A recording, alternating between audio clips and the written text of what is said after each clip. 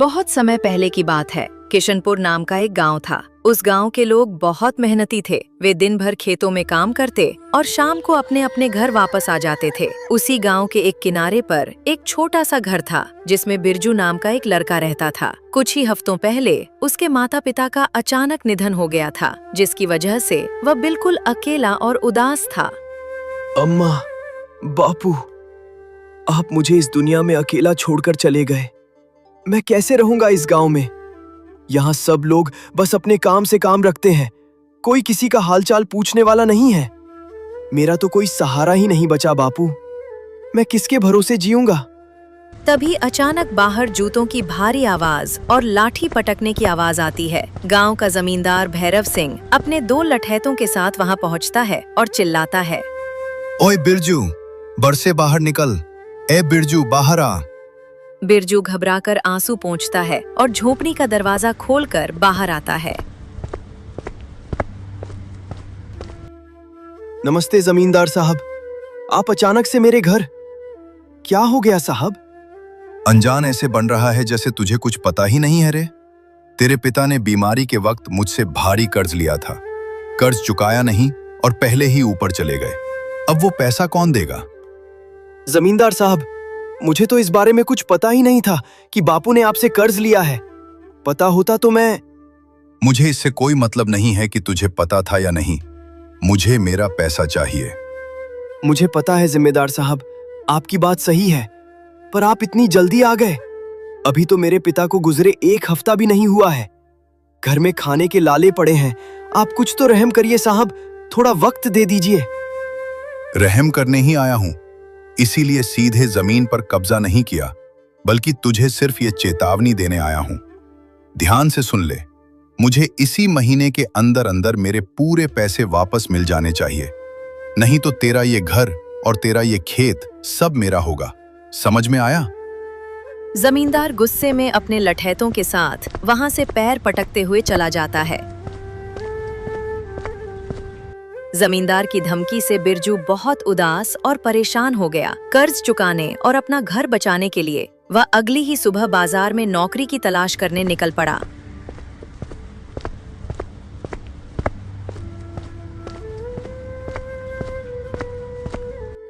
बिरजू 1-2 दुकानों पर जाता है। लोग उसे मना कर देते हैं। तभी उसकी नजर एक बड़े से ढाबे पर पड़ती है। बोर्ड पर लिखा है चौधरी का मशहूर ढाबा। वह हिम्मत करके वहां जाता है। भाई साहब, नमस्ते। क्या मुझे आपके यहाँ काम मिल सकता है? मुझे पैसों की बहुत जरूरत है। काम? काम का क्या क्या कर लेते हो तुम? और यहाँ इस ढाबे पर क्या बना लेते हो? मालिक, मैं रसोई का सब कुछ बना लेता हूँ। हमारी स्पेशल चिकन तंदूरी करी भी बहुत लाजवाब बनाता हूँ। अच्छा, सब कुछ बना लेते हो? पर तुम ये सब बनाना सीखे कहाँ से थे? मालिक, मेरे पिता शहर के एक बहुत बड़े ढाबे पर मुख्य रसोइया का काम करते थे। मैं भी अक्सर उनके साथ वहां जाता था। कभी कभी रसोई में उनका हाथ बटा देता था। वहीं से सब सीख गया। अरे छोटे, हाथ देखने से या सिर्फ साथ खड़े रहने से कोई चिकन तंदूरी करी नहीं बना लेता। इसके लिए चिकन को तंदूर में भूनने और करी के मसालों का सही अंदाजा होना चाहिए। मालिक, मुझे एक बार मौका देकर तो देखिए। मैं तंदूरी मसाले भी अपने हाथों से खुद तैयार करता हूँ। अच्छा, मसाले भी बना लेते हो? चल ठीक है, आज मेरा रसोइया नहीं आया है। आज तू मेरे ढाबे पर चिकन तंदूरी करी बनाएगा। देखूंगा तेरे हाथ का स्वाद। बिरजू तुरंत रसोई में जाकर काम शुरू कर देता है। वो चिकन के टुकड़ों को तंदूरी मसालों और दही में मैरिनेट करता है। फिर उन्हें सुलगते कोयले की आंच पर सेंकता है। उसके बाद वह एक कढ़ाई में लाजवाब खुशबूदार करी तैयार करता है और तंदूरी चिकन को उसमें मिला देता है। बिरजू को मसालों का बहुत ही सटीक अंदाज था। देखते ही देखते चिकन तंदूरी करी बनकर तैयार हो गई। तंदूरी धुएं और मसालों की खुशबू इतनी लाजवाब और सोंधी थी कि जो भी बाजार से गुजर रहा था वह खिंचा चला आया। गांव के लोग दौड़े दौड़े उस ढाबे पर आने लगे। ढाबे पर ग्राहकों की भारी भीड़ जमा हो जाती है। सभी लोग खुशबू से हैरान हैं। अरे चौधरी भाई, आज चिकन तंदूरी करी में क्या डाल दिया है ऐसा? ऐसी जबरदस्त महक तो आज तक तुम्हारे ढाबे से कभी नहीं आई। अरे कुछ नहीं भाई, ये तो बस मेरे हाथों का कमाल है। मैं ही सुबह उठकर सारे तंदूरी मसाले तैयार करता हूँ। अरे चौधरी, तुमने इस बिरजू को यहाँ क्यों रखा है? क्या ये भी रसोई में था? अरे कहाँ भाई, इसे खाना बनाना कहाँ आता है। इसे तो मैंने बस यहाँ झूठी प्लेटें धोने के लिए रखा है। चिकन तंदूरी करी तो मेरे ही तरीके से बनी है। बिरजू ये सब सुनता है पर अपनी मजबूरी के कारण कुछ नहीं बोलता और चुप रहता है। चलो चलो बातें छोड़ो चौधरी, अब जल्दी से प्लेट लगाओ। ए बिरजू, खड़ा क्या है वहां? चल जल्दी से सबकी प्लेट लगा। बिरजू चुपचाप ग्राहकों के आगे गर्मा गर्म चिकन तंदूरी करी की प्लेटें लगाता है। लोग खाते हुए तारीफ कर रहे हैं। वाह चौधरी, मजा आ गया। ऐसी लाजवाब चिकन तंदूरी करी पहले कभी नहीं खाई। सचमुच चौधरी, तंदूरी चिकन का ये स्वाद और करी का गाढ़ापन, तुम्हारे हाथों का कोई जवाब नहीं। गांव वाले चिकन की जमकर बढ़ाई कर रहे थे। बिरजू ये सब देख रहा था पर वो कुछ नहीं बोल रहा था, क्योंकि सारी साख और सारा श्रेय ढाबे का मालिक खुद ले रहा था और बार बार बोल रहा था कि मैं ही बनाया हूँ चिकन तंदूरी करी। बिरजू मन ही मन संकल्प लेता है। कोई बात नहीं मालिक, आज मेरी मजबूरी है, इसलिए आप मेरे हुनर का क्रेडिट खुद ले रहे हैं। लेकिन मैं हमेशा यहाँ प्लेटें नहीं धोऊंगा। एक दिन मैं अपना खुद का ढाबा खोलूंगा और पूरी दुनिया को अपने हाथों का असली स्वाद चखाऊंगा। देखते ही देखते सुबह से शाम हो जाती है और उस ढाबे का चिकन तंदूरी करी समय से पहले ही पूरी तरह खत्म हो जाता है। ढाबे का मालिक चौधरी इतनी बम्पर बिक्री देखकर मन ही मन बहुत खुश होता है। जब सभी ग्राहक चले जाते हैं तो वो बिरजू को अपने पास बुलाता है। बिरजू देख, आज पहली बार मेरे इस ढाबे के इतिहास में ऐसा हुआ है कि रात होने से पहले ही मेरा सारा का सारा चिकन तंदूरी करी बिक गया। एक पीस भी नहीं बचा। तेरे हाथ में सचमुच जादू है, इस बात में कोई शक नहीं है। पर बेटा, एक बात गांठ बांधकर याद रखना, मेरे सामने जब कोई दूसरा इंसान तुम्हारी बड़ाई या तारीफ करेगा तो मुझे वो बहुत खराब लगता है, मेरा खून खौल जाता है। इसलिए सबके सामने कभी अपना मुंह मत खोलना और कभी किसी से भूलकर भी ये मत कहना कि ये चिकन तंदूरी करी तुम बनाते हो। जब भी कोई पूछे तो सिर्फ यही कहना कि मैं यहाँ सिर्फ झूठे बर्तन धोता हूँ। अगर तुमने किसी को भी सच बताने की कोशिश की तो मैं उसी वक्त तुम्हें ढाबे से बाहर निकाल दूंगा। समझ में आया? नहीं मालिक, ऐसा कभी नहीं होगा। आप बिल्कुल निश्चिंत रहें। मुझे सिर्फ अपने काम और पैसों से मतलब है, किसी की झूठी बड़ाई या वाहवाही से नहीं। मुझे जमींदार का कर्ज चुकाना है, इसलिए मेरे लिए ये नौकरी सबसे जरूरी है। वाह, तुम तो बहुत समझदार निकले। चलो, आज का काम खत्म हुआ, अब तुम अपने घर जाओ। लेकिन याद रहे, कल सुबह बिल्कुल तड़के सूरज निकलने से पहले ढाबे पर आ जाना, क्योंकि कल ग्राहक और ज्यादा आएंगे।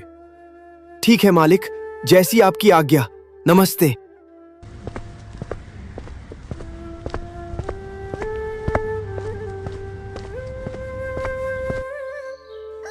अगली सुबह बिरजू बिल्कुल समय पर तड़के ही ढाबे पर पहुंच जाता है। इतनी सुबह बिरजू को दुकान पर देखकर ढाबे का मालिक चौधरी बहुत खुश होता है।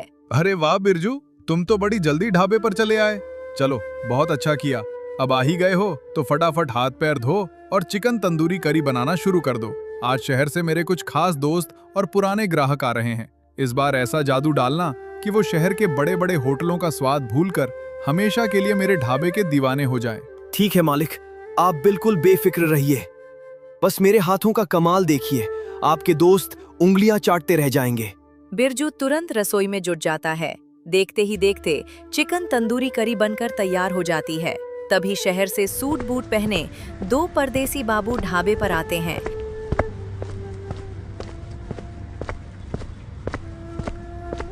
और खुशबू सूंघकर हैरान रह जाते हैं। अरे चौधरी, तुम्हारे ढाबे पर पहले तो कभी ऐसी लाजवाब महक नहीं आती थी। सच सच बताओ, ये चिकन तंदूरी करी तुमने बनाई है या रसोई में खड़े इस लड़के ने बनाई है? अरे नहीं नहीं बाबू साहब, भला ये लड़का क्या बनाएगा? ये चिकन तंदूरी करी तो मैंने ही बनाई है। इसे तो मैंने बस यहाँ छोटे मोटे काम करने और बर्तन धोने के लिए रखा है। चौधरी, हमसे झूठ मत बोलो। हमने शहर के बहुत सारे बड़े बड़े ढाबों और होटलों में खाया है, पर जो महक इस करी में है वो और कहीं नहीं मिल सकती। हमें तो पक्का यकीन है कि ये चिकन इसी लड़के ने बनाया है। नहीं बाबू साहब, मैं सच कह रहा हूँ, ये मेरी ही रेसिपी है। चौधरी, मैं आखिरी बार पूछ रहा हूँ, सच सच बताओगे तो ही हम यहाँ खाएंगे, नहीं तो हम बिना खाए अभी वापस शहर चले जाएंगे और फिर कभी तुम्हारे ढाबे पर पैर नहीं रखेंगे। ग्राहकों के जाने के डर से और अपनी भारी कमाई डूबती देख चौधरी मजबूरी में सच उगल देता है। अरे बाबू साहब, गुस्सा मत होइए, आप सच कह रहे हैं। इसका नाम बिरजू है। ये चिकन तंदूरी करी बनाने का बहुत बड़ा कारीगर है। आज ये चिकन इसी ने बनाया है। अरे वाह बिरजू भाई, आज तो हम तुम्हारे हाथ की ही चिकन तंदूरी करी खाएंगे। चलो हमारे लिए फटाफट एक बढ़िया सी प्लेट लगा दो। जी बाबू साहब, आप दोनों बैठिए, मैं अभी लेकर आता हूँ। दोनों परदेसी बाबू टेबल पर बैठ जाते हैं। बिरजू फटाफट उनके लिए गर्मा गर्म प्लेटें सजाकर लाता है। दोनों ग्राहक पहला निवाला मुंह में डालते ही झूम उठते हैं। वाह भाई बिरजू, कमाल कर दिया। ऐसा स्वाद तो शहर के सबसे बड़े और महंगे ढाबे में भी नहीं मिलता। मजा आ गया। परदेसी ग्राहक खाना खत्म करके काउंटर पर आते हैं। वे चौधरी को खाने के पैसे देते हैं और फिर जेब से 100 रुपए का नोट निकालकर बिरजू की तरफ बढ़ाते हैं। ये लो बिरजू भाई, तुम्हारी लाजवाब कुकिंग के लिए हमारी तरफ से छोटा सा इनाम। बहुत बहुत धन्यवाद बाबू साहब। ये देखकर चौधरी का चेहरा गुस्से से लाल हो जाता है और वो बिरजू के हाथ से पैसे छीनने ही वाला होता है कि पहला ग्राहक उसे देख लेता है। और सुनो चौधरी, इस लड़के की मेहनत का ये पैसा तुम भूल कर भी मत छूना। अगर तुमने इसके टिप के पैसे लेने की कोशिश की तो हमसे बुरा कोई नहीं होगा, याद रखना। अरे नहीं बाबू साहब, आप कैसी बात कर रहे हैं? मैं भला इसके पैसे क्यों लूंगा? ठीक है साहब, आप निश्चिंत रहिए। दोनों परदेसी बाबू वहां से चले जाते हैं।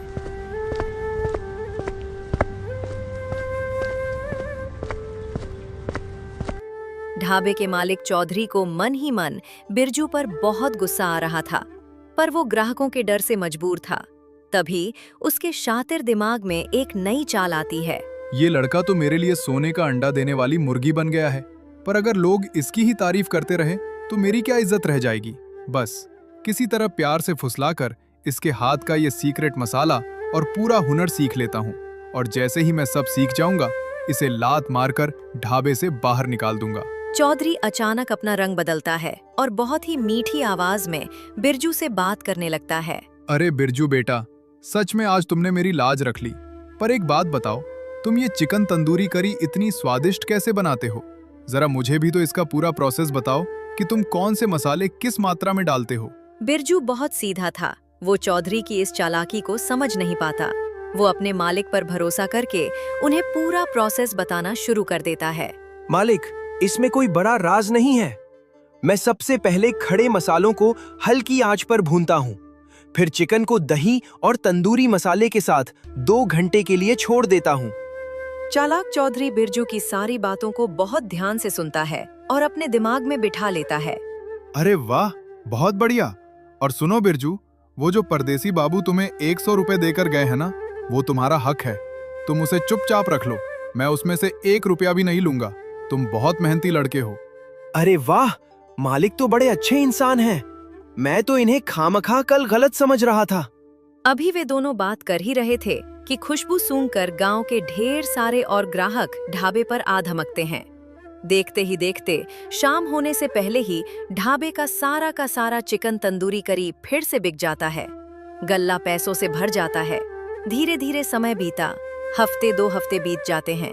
ढाबे का मालिक बिरजू के हाथ को पकड़ने की कोशिश करता है, पर कुछ न कुछ कमी निकल जाती है। हर दिन की तरह आज भी बिरजू का बनाया चिकन समय से पहले खत्म हो जाता है और वो अपना काम निपटाकर अपने घर चला जाता है।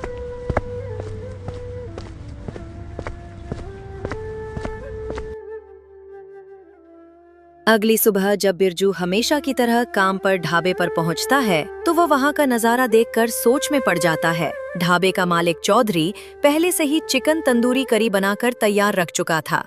मालिक, आप इतनी सुबह खुद खाना बना रहे हैं? और ये चिकन तंदूरी करी अचानक से आपने? हाँ बिरजू, पहले ये बताओ, जरा सूंघ कर देखो और बताओ कि इसकी खुशबू कैसी है। मालिक, खुशबू तो अच्छी है, बिल्कुल वैसी ही है जैसी मैं बनाता हूँ। पर मालिक, आप मुझसे ये सब क्यों पूछ रहे हैं?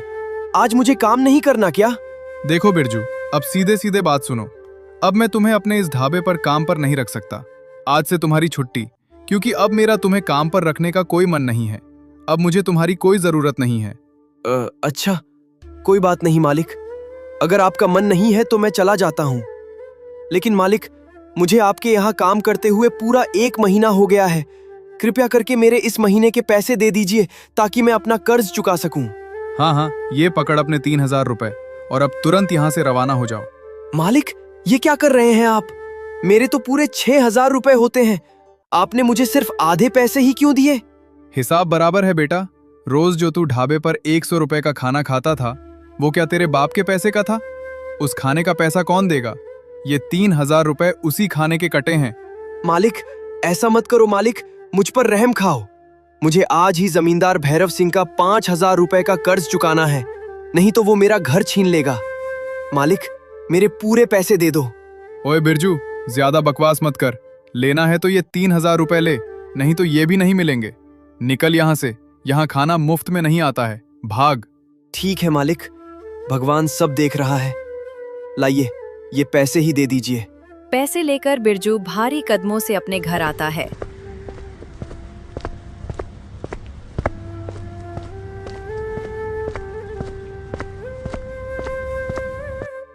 वो अभी बैठा सोच ही रहा था कि अब क्या करे।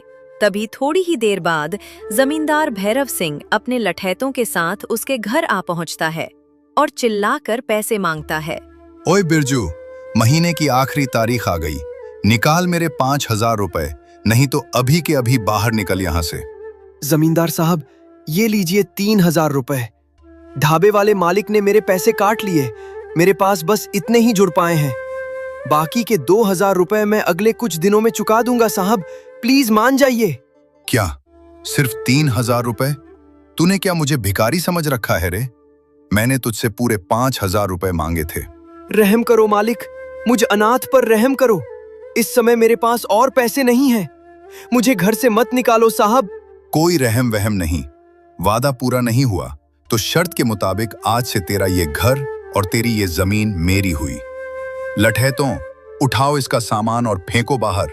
नहीं साहब, ऐसा मत करो। मैं कहाँ जाऊंगा? चुपचाप यहां से दफा हो जा बिरजू, नहीं तो देख रहे हैं ना मेरे इन लठैतों को और इनकी इन भारी लाठियों को। अगर इन्होंने अपना हाथ साफ किया तो तेरा क्या हाल करेंगे तू सोच भी नहीं सकता। भाग यहां से। जमींदार के खौफ और बेरहमी के आगे बिरजू लाचार था। वो बचे हुए 3000 रुपए अपनी जेब में लेकर हमेशा के लिए अपना घर छोड़ देता है। वो खुद से बेहद उदास और निराश होकर गांव से बाहर निकल गया। उसे समझ में नहीं आ रहा था कि वो कहाँ जाए।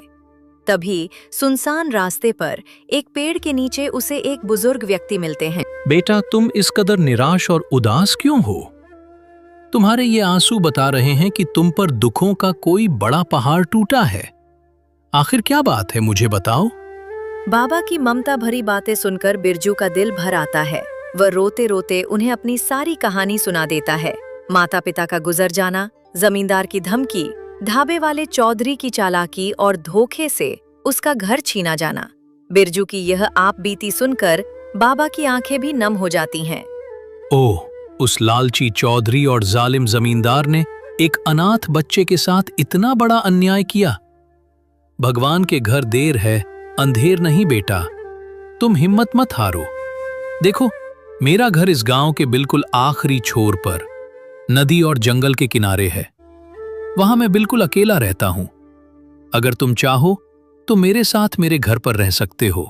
आपके घर पर बाबा? पर मैं... हाँ बेटा, और सुनो, मेरे घर के पास से जो नदी का रास्ता जाता है वो दूसरे गांवों को जोड़ता है।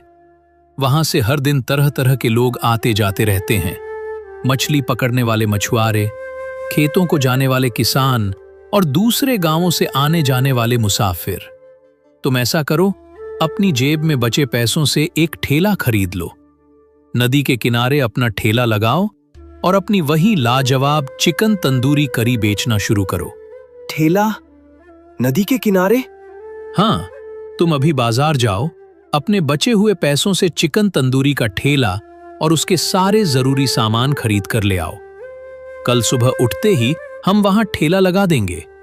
और सुनो, शुरुआत में तुम्हें अकेले दिक्कत ना हो, इसलिए मैं भी ठेले पर बैठकर तुम्हारी थोड़ी मदद कर दूंगा।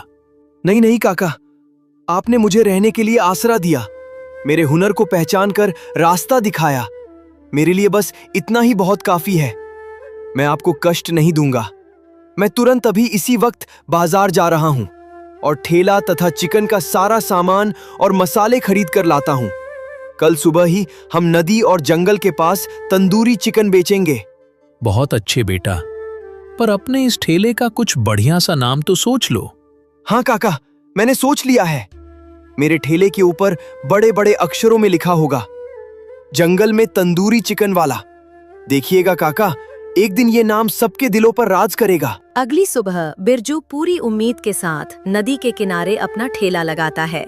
जैसे ही वह चिकन में अपना खास घरेलू मसाला डालता है, उसकी सौंधी खुशबू हवा के झोंकों के साथ दूर दूर तक फैल जाती है। पास के खेतों में काम कर रहे मजदूर, नदी में मछली पकड़ रहे मछुआरे और रास्ते से गुजर रहे राही, सब के सब काम छोड़कर दौड़े दौड़े उसके ठेले की तरफ आने लगते हैं। अरे भाई बिरजू, गजब की महक है यार। दूर खेत तक इसकी खुशबू आ रही थी, हमसे तो रहा ही नहीं गया। अरे बिरजू, तुम तो गांव वाले चौधरी के ढाबे पर काम करते थे ना? फिर वहां का काम छोड़कर इस जंगल के रास्ते पर यह ठेला क्यों लगा लिया? क्या हुआ भाई? अरे छोड़ो ना भाई उन पुरानी बातों को। अब जो हुआ सो हुआ। आप लोग बस ये बताइए कि गर्मा गर्म प्लेट लगाऊं आपके लिए? हाँ हाँ भाई, बिल्कुल लगाओ। अरे वाह, ठेले का नाम तो बड़ा अनोखा रखा है, जंगल का तंदूरी चिकन। भाई नाम सच में बहुत अच्छा है। चलो मेरे लिए भी एक प्लेट फटाफट लगा दो। जी भाई साहब, अभी लीजिए। बिरजू फटाफट सबको पत्तलों पर गर्मा गर्म चिकन तंदूरी परोसने लगता है। ग्राहक जैसे ही पहला निवाला खाते हैं, स्वाद के दीवाने हो जाते हैं। वाह बिरजू भाई वाह, चौधरी के ढाबे से भी लाख गुना बेहतर स्वाद है। असली जादू तो तुम्हारे इन हाथों और मसालों में है। सभी ग्राहक खाते हुए बिरजू की खूब बड़ाई करते हैं और खुशी खुशी पैसे देकर चले जाते हैं। देखते ही देखते ये बात पूरे किशनपुर गांव में आग की तरह फैल गई। अब गांव के आम लोग भी चौधरी का ढाबा छोड़कर बिरजू के ठेले पर आने लगे। चौधरी के ढाबे का नजारा बिल्कुल बदल चुका था।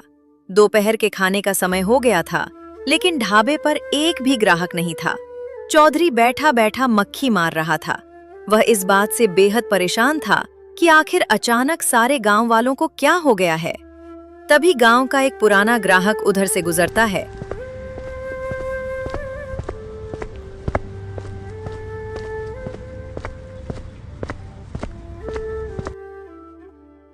और ढाबे को खाली देखकर रुक जाता है। राम राम चौधरी भाई। अरे आज क्या बात है, दोपहर के वक्त भी तुम्हारा पूरा ढाबा खाली पड़ा है, कोई आदमी नजर नहीं आ रहा। सब खैरियत तो है ना? अरे राम राम भाई, मैं तो खुद सुबह से परेशान हूँ। समझ नहीं आ रहा कि आज सारे गांव वाले कहाँ गायब हो गए हैं। कोई मेरे ढाबे की तरफ झांक भी नहीं रहा है। तुम्हें कुछ पता है क्या कि माजरा क्या है? अरे चौधरी भाई, तुम्हें नहीं पता? गांव के जितने भी लोग हैं वे सब अब बाजार नहीं आ रहे। गांव के बाहर जंगल के रास्ते पर एक नया ठेला खुला है, जंगल का तंदूरी चिकन वाला। गांव के सारे लोग वही टूट पड़े हैं। क्या जंगल में तंदूरी चिकन का ठेला? पर इस जंगल के सुनसान रास्ते पर भला किसने हिम्मत की दुकान खोलने की? किसने खोला है वो ठेला? अरे वही लड़का जो तुम्हारे यहाँ बर्तन धोता था, बिरजू। उसी बिरजू ने खोला है। भाई क्या चिकन बनाता है वो, पूरा गांव उसका दीवाना हो गया है। इतना सुनते ही चौधरी का चेहरा गुस्से से तमतमा उठता है। क्या उस अदने से बर्तन धोने वाले बिरजू की इतनी हिम्मत?